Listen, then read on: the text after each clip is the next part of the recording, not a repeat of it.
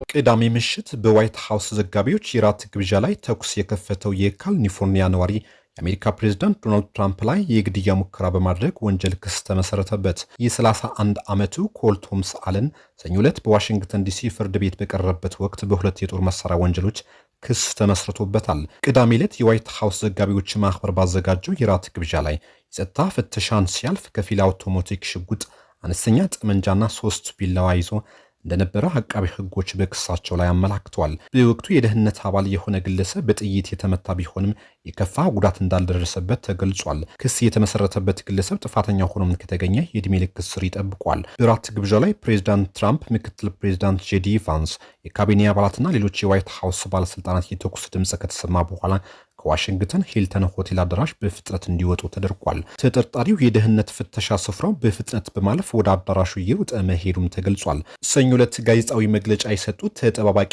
ጠቅላይ አቃቢ ሕጉ ቶድ ብላንቼ አንድ የደህንነት አባል ደረቱ ላይ በጥይት ተመቷል፣ ነገር ግን የጥይት መከላከያ በመልበሱ ጉዳት አልደረሰበትም ብሏል። ብላንቼ ተጠርጣሪው ጠመንጃውን ቢያንስ አንድ የመተኮሱ ይጠረጠራል። የደህንነት አባሉ የተመታው በተጠርጣሪው ይሁን ወይም ሌሎች የህግ አስከባሪዎች በተኮሱት ተባራሪ ጥይት ግልጽ አይደለም። የአሜሪካ ፕሬዝዳንት ለመግደል መሞከር ዕድሜ ልክ እስራት ያስፈርዳል። የጦር መሳሪያ ከግዛት ወደ ግዛት ማጓጓዝና የጦር መሳሪያን ለአመፅ ወንጀል መጠቀም ሁለቱም እስከ 10 ዓመት የሚደርስ እስራት ያስቀጣሉ። ፍርድ ቤቱ ተከሳሹ ትራምፕ ለመግደል የተለያዩ ግዛቶችን ተሻግሮ መምጣቱ በክሱ ላይ ተጠቅሷል። በተጨማሪም ተጠርጣሪው ትራምፕ ለመግደል እንደ አውሮፓውያን አቆጣጠር ሚያዝያ 21 ቀን በሎስ አንጀለስ አካባቢ ከሚገኘው ቤቱ ተነስቶ በባቡር ወደ ቺካጎ እንደተጓዘ ባለስልጣናት ተናግሯል። እንደ አውሮፓውያን አቆጣጠር ሚያዝያ 24 ቀን ከቺካጎ ወደ ዋሽንግተን በመጓዝ ከራት ግብዣው አንድ ቀን ቀደም ብሎ በሂልተን ሆቴል አርፏል። ተጠርጣሪው ዝነኛ በሆነው የካሊፎርኒያ ኢንስቲትዩት ኦፍ ቴክኖሎጂ የተማረ ሲሆን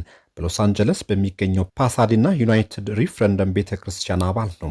የፌዴራል መንግስቱ ባደረገው የፋይናንስ ምርመራ እንደ አውሮፓውያን አቆጣጠር በ2024 ለፕሬዝዳንትነት የተወዳደሩትን ካማላ ሃሪስ ለመደገፍ ለዲሞክራቲክ ፓርቲ የፖለቲካ ኮሚቴ $25 ማዋጣቱን የሚያሳይ ሰነድ አግኝተዋል። ሰኞ ዕለት በነበረው ጋዜጣዊ መግለጫ ላይ ከጥቃቱ በፊት ለቤተሰቡ ጻፈው በተባለ መልእክት ላይ የተጠርጣሪው ፍላጎት በተሻለ መጠን ከፍተኛ ስልጣን ያላቸው የካቢኔ አባላት መግደል እንደሆነም ተገልጿል። ለፍርድ ቤቱ በቀረበ ቃለ መሐላ ላይ ተጠርጣሪው ለቤተሰቡ በጻፈው መልእክት የአስተዳደሩን ባለስልጣናት ከከፍተኛ እስከ ዝቅተኛ ድረስ ኢላማ እንደሚያደርግም ተጠቅሷል ይላል። አክሎም አስፈላጊ ቢሆን ኖሮ እዚህ ያሉትን አብዛኞቹን ኢላማዎቹን አድርግ ነበር ማለቱን ጠቅሷል። አቃቢ ሕግ አለን በቁጥጥር ስር እንዲቆይ ጠይቆ የግድያ ሙከራ ክስ ሽብርተኝነትን ተደርጎ ሊወሰድ ይችላል ሲል ተከራክሯል። የዋሽንግተን ጠበቃ የሆኑት ጃኒን ፔሮ ተጨማሪ ክሶች ሊቀርቡ እንደሚችሉም ጨምረው ተናግሯል። የህግ አስከባሪ ምንጮች